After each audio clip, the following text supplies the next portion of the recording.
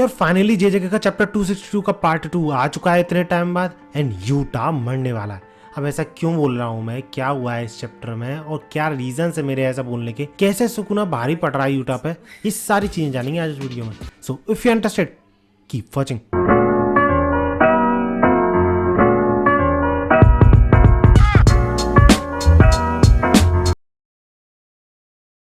तो यार इस चैप्टर की स्टार्टिंग ही होती है पिछले चैप्टर के एंड से, जहाँ पर कि रीका यूटा की बॉडी को लेके रो रही होती है, क्योंकि शायद रीका को भी पता चल गया है कि यूटा मरने वाला है। अब वो कैसे तो मैं आगे वीडियो में पता चलेगा, लेकिन वापस फाइट पर आए गोजो और सुकुना की, आई मीन यूटा और सुकुना की। तो ये दोनों अभी भी एक दूसरे के डोमेन क्लैश में ही फाइट कर रहे होते हैं और पता नहीं क्यों यार सुकुना का डोमेन यूटा के डोमेन की बराबरी कर रहा है, जबकि वो उसका असली डोमेन है ही नहीं। पता नहीं यार ये कैसे हो रहा है, क्योंकि यार अगर तुम गौर करोगे तो इस डोमेन की हमें कोई भी श्राइन नहीं दिखाई गई है, तो इसलिए ऐसा कहा जा सकता है कि ये डोमेन पिछले वाले डोमेन की तरह फ्लॉलेस नहीं है सुकुना का। खैर यूटा जो है गोजो की बॉडी का फुल फायदा उठा रहा होता है वैसा वाला फायदा नहीं, उसकी मसल्स का फायदा उठा रहा था, फुल पोटेंशियल का यूज कर रहा था सुकुना को इधर उधर फेंकने के लिए, किक करने के लिए और पंच करने के लिए। और क्योंकि यूटा सिर्फ 5 मिनट तक किसी की भी कर्स टेक्निक कॉपी कर सकता है और उसमें से 2 मिनट ऑलरेडी गुजर चुके हैं, तो सिर्फ 3 मिनट बचते हैं यूटा के पास सुकुना को ठिकाने लगाने के लिए, नहीं तो वो खुद ठिकाने लग जाएगा। बाकी इस फाइट के दौरान हमें यूटा के थॉट्स के थ्रू ही ये पता चलता है कि वो सिर्फ अभी फिलहाल के लिए लिमिटलेस ही यूज कर पा रहा है, अपनी कॉपी वाली कर्स टेक्निक नहीं यूज कर पा रहा।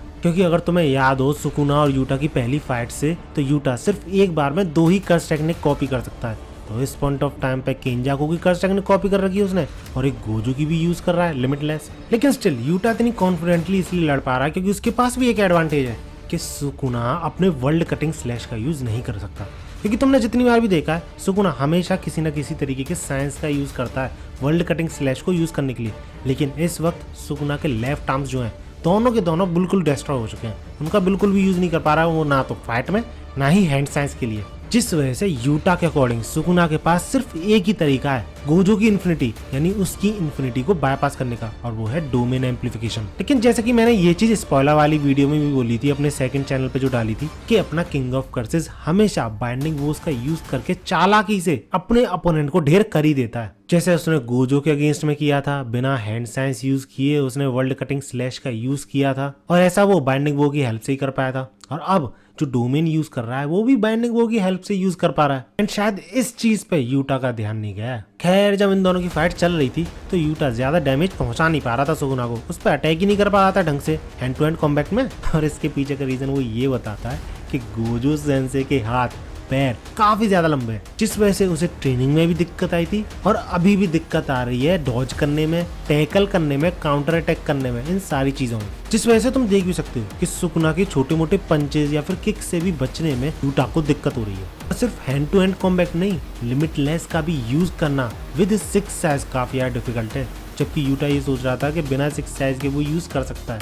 लेकिन 6 साइज के साथ भी जब स्विच ट्रेनिंग में उसने लिमिटलेस यूज की थी तब भी उसे ढंग से यूज नहीं कर पा रहा था, वो बड़ी मुश्किल हुई थी उसे। तो भैया इस चीज से साफ प्रूफ होता है कि गोजो टैलेंटेड तो था 6 साइज की वजह से, उसके फास्ट एक्शंस की वजह से, लेकिन बंदा हार्ड वर्किंग भी था, क्योंकि अभी तक का सबसे ज्यादा पावरफुल 6 साइज यूजर है गोजो। एंड इसका सबसे बड़ा प्रूफ है सुकुना एंड महुरागा वर्सेस गोजो, जिसमें कि गोजो ने बराबरी की टक्कर दी थी इन दोनों को एक साथ। इन दोनों को क्या, अगीटो भी आ गया था, इन तीनों को एक साथ बराबरी की टक्कर दी थी और बंदा जीत ही जाता अगर सुकुना सरप्राइज अटैक नहीं करता। जबकि पिछला 6 साइज यूजर देखो, सिर्फ महुरागा ने अकेले उसे हरा दिया था। तो 2 6 साइज यूजर में कितना बड़ा डिफरेंस आ सकता है बिना हार्ड वर्क के, तुम इस चीज से देख ही सकते हो। और इसी वजह से यूटा को अब समझ में आ रहा है कि गोजो जो बोलता था ना कॉन्फिडेंटली कि I am the strongest, it will be fine, I am the strongest after all, ये सारी चीजें जो बोलता था गोजो, ये सब बोलने के लिए सिर्फ पावर्स होना, टैलेंट होना ये काफी नहीं है, गूदा भी होना चाहिए। और यही सारी चीजें कुछ हद तक सुकुना भी समझने लगा था कि प्रॉब्लम हो रही है यूटा को फाइट करने में, गोजो की बॉडी की वजह से और उसके लिमिटलेस की प्रैक्टिस ना होने की वजह से, कि भैया अपना किंग ऑफ कर्सेस जीनियस है आफ्टर ऑल। इस वजह से वो तगड़े पंच के साथ यूटा से बोलता भी है, क्या तुम्हें लगता है दिन दहाड़े सपने देखने का ये कोई टाइम है। इसके बाद में शिफ्ट कराता है सुकुना के थॉट्स पे, जो कि अपने आप में कॉन्फिडेंट होता है, क्योंकि उसे केंजाकू ने बताया था कि यूटा की कर्स टेक्निक है कॉपी, जिसके लिए उसे टारगेट की बॉडी को या फिर बॉडी पार्ट को रीका को खिलाना पड़ता है। लेकिन स्टिल सुकुना को ये क्लियर नहीं था कि वो अभी यानी रीका अभी यूटा के साथ क्यों नहीं है। क्या बॉडी स्वैप के साथ वो आती नहीं है क्या ऐसी स्टेट में यूटा एक से ज्यादा कर्स टेक्निक यूज कर सकता है? इसका सुकुना वही सोचता है जो कि कुछ टाइम पहले मैं सोच रहा था कि यूटा भले ही और लोगों की कॉपी कर सके, लेकिन एक टाइम पर वो 2 ही कर्स टेक्निक कॉपी कर सकता है। और अगर लिमिटलेस केंजाकू की कर्स टेक्निक कॉपी करने का नतीजा है तो ज्यादा से ज्यादा यूटा एक कर्स टेक्निक और यूज कर पाएगा। और ऐसा भी यूटा तभी कर पाया था जब वो अपने डोमेन के अंदर था। तो इस पॉइंट ऑफ टाइम पे वो ऐसा कर सकता है, नहीं कर सकता, बड़ा ही कंफ्यूजिंग है। लेकिन भैया लिमिटलेस से ज्यादा स्ट्रॉन्ग चीज तो कोई यूज कर नहीं सकता यूटा, इतना तो क्लियर है सुकुना को। तो इसलिए वो हर चीज के लिए तैयार है। लेकिन अभी भी वो यही वंडर कर रहा है कि कब तक यूटा इस कर्स टेक्निक को यूज कर पाएगा।